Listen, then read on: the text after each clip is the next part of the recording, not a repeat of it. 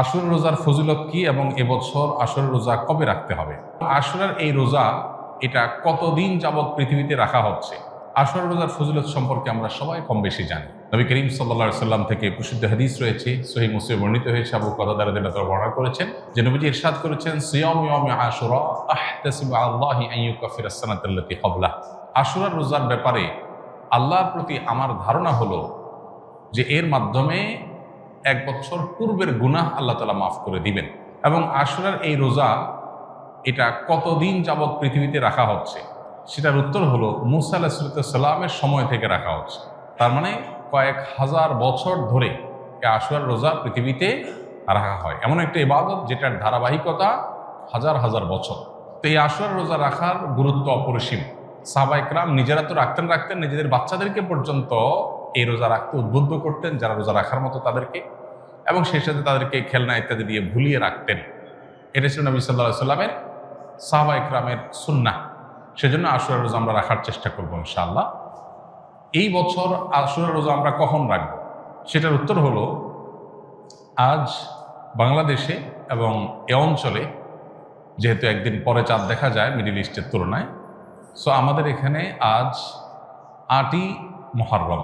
৮ই মুহররম যেহেতু আজকে সন্ধ্যার পর অর্থাৎ শুক্রবার সন্ধ্যার পরে ৯ই মুহররম শুরু হয়ে যাবে।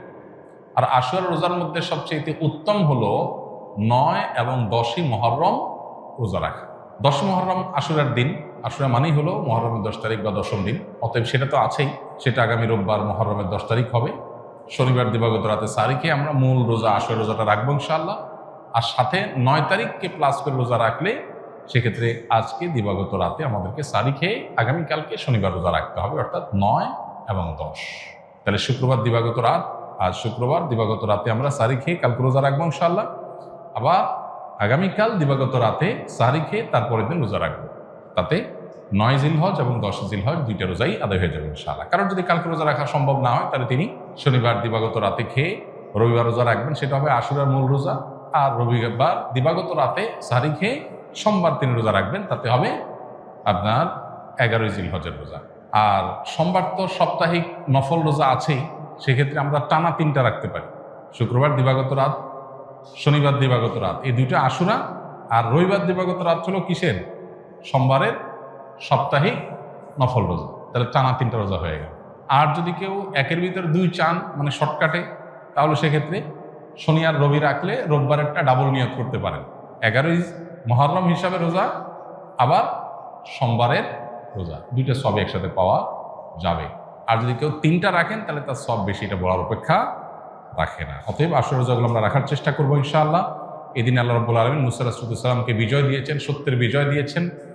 আর অসত্য বা ফেরাউন বাহ্যিকভাবে শক্তিশালী মনে হলেও দীর্ঘদিন অহমিকার সুযোগ আল্লাহ তাআলা ছাড় দিয়ে একটা পর্যায়ে তাকে চরম পরিণতি বরণ করতে বাধ্য করেছে। সেই ঐতিহাসিক দিন আল্লাহ নবী মুসা আলাইহিস সালাম সেটার জন্য আল্লাহর কাছে শুকরিয়া আদায় করে তিনি রোজা রেখেছেন, এবং তার অনুসরণে আমরাও রোজা রাখি। এবং ইয়াহুদীদের রোজার চাইতে আমাদের রোজা যেন ভিন্নতর হয় সেজন্য আমরা 2টা রোজা রাখি। এবং সেই 2টা রোজার ভিতরে সবচেয়ে উত্তম হয় ৯-১০, ৯-১০ না পারলে ১০-১১, এই 2টা ধাপের রোজা। আর যদি সেটার কোনোটাই সম্ভব না হয়, শুধু একটাই রাখতে পারে, তাহলে 10 তারিখের রোজাটাও রাখা যেতে পারে, যদি অনেক কোনোরকম সেটাকে নিষেধ করেছেন। আশুরা উপলক্ষে কি কি আমল করব?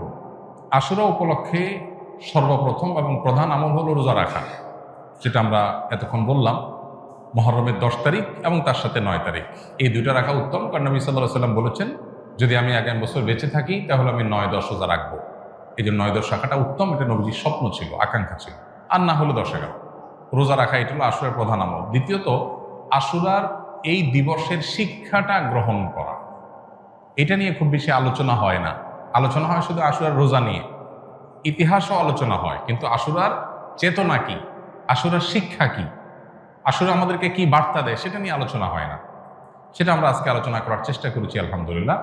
অতএব আশুরা উপলক্ষে প্রতি বছরই আমাদের এই শিক্ষাটা ধারণ করা দরকার যে সত্যের বিজয় হবেই হবে 2 দিন আগে আর 2 দিন পরে।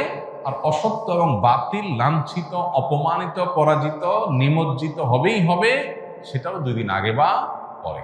ফেরাউন শক্তিশালী ছিল, ফেরাউন ক্ষমতাবান ছিল, জালিম ছিল, তাই বলে তার পক্ষাবলম্বন সত্যের অনুসন্ধানে মানুষরা করেনি। মুসা আলাইহিস সালাম দুর্বল ছিলেন, তার অনুসারী বনী ইসরাঈলও দুর্বল ছিলেন, তারা শোষিত ছিলেন, আর ফেরাউন শোষণকারী ছিল। এই দুইয়ের মধ্যে আল্লাহ তাআলা চূড়ান্ত হাসি, শেষ হাসি, চূড়ান্ত বিজয় এটা দান করেছেন কাকে? মুসা আলাইহিস সালাম। অতএব সত্যের বিজয় হয় 2 দিন আগে আর পরে। এই চেতনা, এই শিক্ষা মাথায় রেখে যদি আমরা চলি, আমরা সত্যের সাথে থাকবো, সেটা দুর্বল হলেও সত্যের সাথে থাকবো, সংখ্যায় কম হলেও। আমি শুধুমাত্র শক্তি, সামর্থ্য, দল, গ্রুপ, মতাদর্শ এগুলো দেখে, জোয়ার দেখে আমি চলবো না, আমি আদর্শের ভিত্তিতে চলবো। এই শিক্ষাটা আমাদেরকে আসলে দিয়ে থাকে। অতএব সেই শিক্ষাটা আমরা ধারণ করার চেষ্টা করব ইনশাআল্লাহ। আশুরা উপলক্ষে একটা হাদিস, যে হাদিসকে ইমাম তিরমিজি রাহিমাহুল্লাহ বিশুদ্ধ বললেও, হাসান বললেও, অন্য ইমামরা অনেকে জয়ীফ বলেছেন, সেটা হলো এই দিনে আল্লাহ তাআলা আল্লাহর বান্দাদেরকে মাফ করার ইতিহাস আছে। অতএব পরবর্তী জাতিরাও আল্লাহর কাছে তওবা করলে এই দিনে তওবা কবুল হবে, আল্লাহ তওবা করবেন, কবুল করবেন। তো সেই হাদিসের উপর ভিত্তি করে কেউ আল্লাহর কাছে এই দিন ইস্তেগফার এবং তওবাও করতে পারে, যেহেতু নফল আমল, এটা চাইলে কেউ করতে পারে।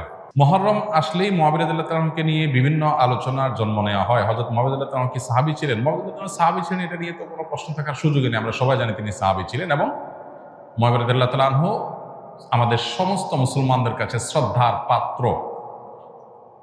সাহাবীদের সমালোচনা করতে নবী সাল্লাল্লাহু আলাইহি ওয়াসাল্লাম পরিষ্কারভাবে নিষেধ করেছেন। সাহাবীদের সমালোচনা করা, তাদেরকে গালমন্দ করা, এই গালমন্দ করতে নবী সাল্লাল্লাহু আলাইহি ওয়াসাল্লাম নিষেধ করেছেন।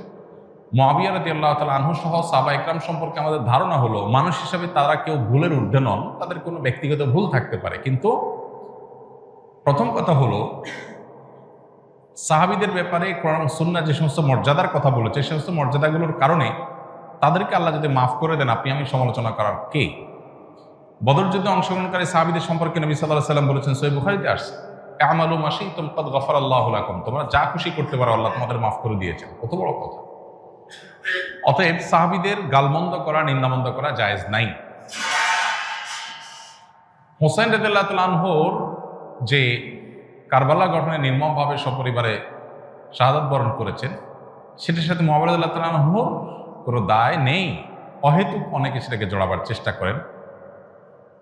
হোসেন রাদিয়াল্লাহু তাআলা আনহুর শাহাদাতের সাথে ইয়াজিদের যে সম্পর্ক, বা ইয়াজিদের বাহিনীর যে সম্পর্ক, সেটাকে মুআবিয়া রাদিয়াল্লাহু তাআলার উপরে দায় চাপানোটা একেবারেই অহেতুক।